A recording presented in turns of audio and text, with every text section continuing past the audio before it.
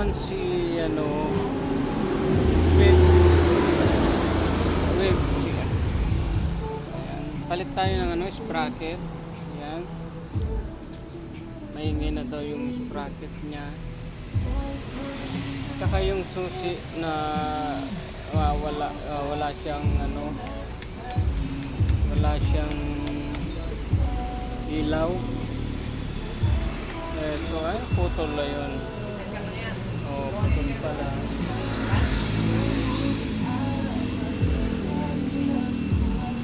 Nasunog pala.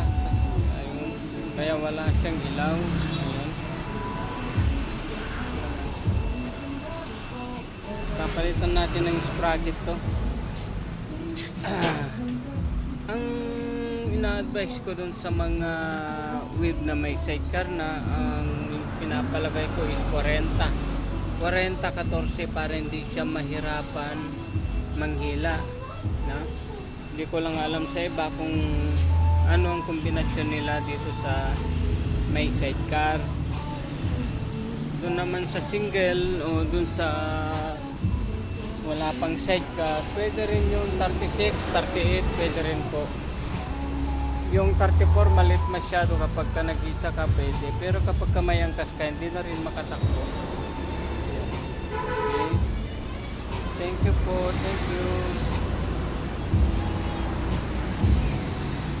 Yung mga kasama natin dito, pakita natin. Ayun. Kuya, shout out kuya. Takay, shout out sa'yo. Okay. Ayan.